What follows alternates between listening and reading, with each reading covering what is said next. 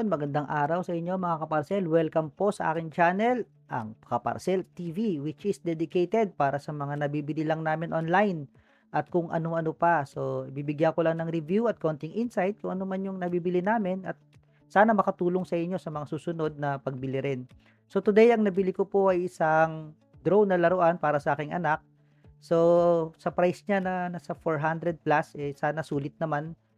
At tara, samahan niyo ako. At ito po mismo ang drone na nakuha natin, ang E88 model na hinango ang itsura sa Mavic Pro. Ang material po na ginamit sa kanya is ABS plastic na napakagaan at tumitimbang lamang ng 85 to 95 grams kasama na yung battery. So yung nabili nating unit may camera na rin po yan pero hindi ganun kalinaw. So yung battery naman po kasama niyan isang piraso lang, nagdagdag na lang ako ng tatlo kasi po ang isang battery is hindi gano'n katagal, mga 5 to 10 minutes ang flying time and magpapalit ka na. So, para mas ma-enjoy natin, bilhin na lang po kayo. So, yung charging port po natin is micro USB, kaya hindi tayo mahihirapan maghanap ng mga cable para mag-charge. At para naman po sa remote ng ating drone, kailangan din po nito ng tatlong AA na battery bago nyo mapagana at mapaandar ang ating drone. Sobrang gaan lang din po dito, hindi tulad ng mga nasa original na remote control na medyo may kabigatan. And ang panghuli po, ito po yung mga propeller guard at propeller kung sakaling masira ang ating mga propeller sa pagpapalipad. Kaya tara, magpalipad na tayo kasama ang aking anak.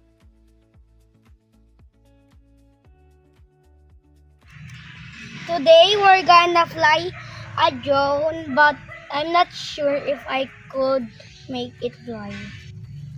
But we already learned the basics, so I think I got this. 1, 2. Oh my. Remember the last video my dad crashed the drone?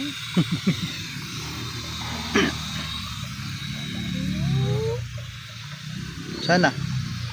No, don't make it too high. Okay. Yeah, I think it's low battery. I think it's low battery, guys. We're gonna change the battery here. That's help. This is how to put on battery of a drone. No, baliktad. Upside down. Yan. Okay, guys, we just.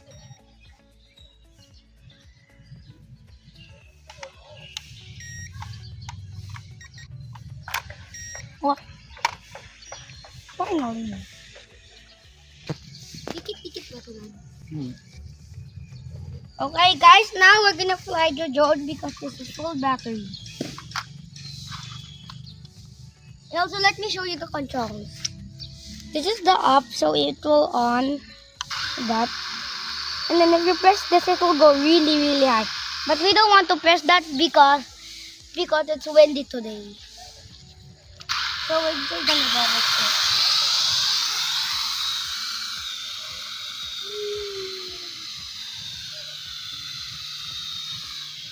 Is that okay, Dad?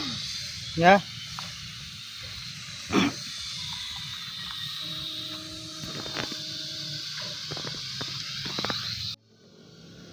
Yeah, it's there.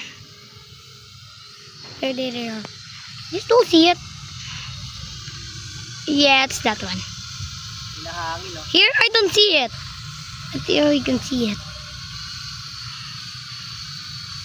Daddy! What is it? Sun. Oh, there, guys. Landing. It's there. Now it looks like a tree. Dad, Oo. guys, our drone just got hit by a tree, guys. I have no idea now where is it. Now we'll just follow my dad over there. Yeah.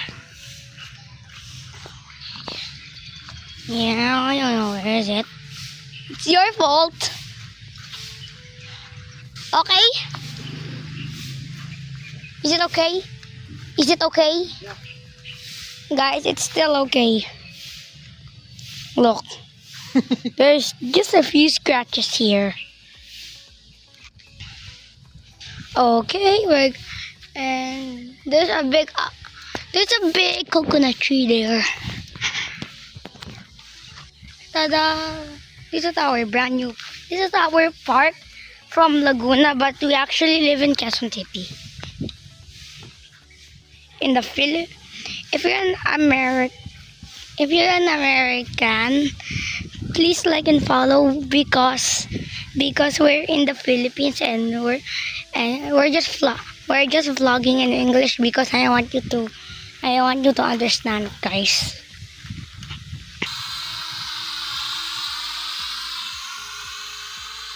Oo nga, nanginan. Yeah, it's too howly. John can keep it, but we're fighting.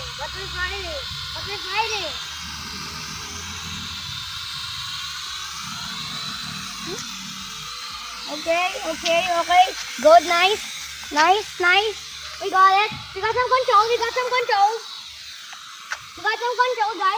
control.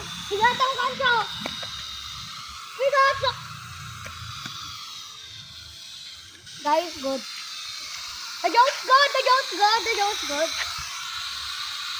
Jones good. He can handle it.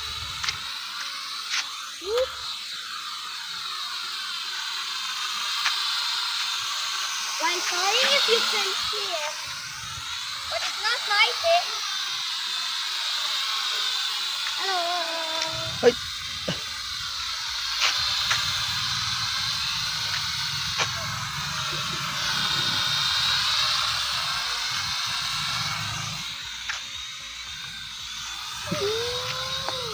Don't be scared, Dad.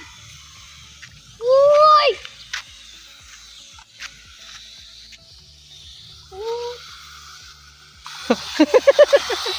I got this. Don't worry. Max speed.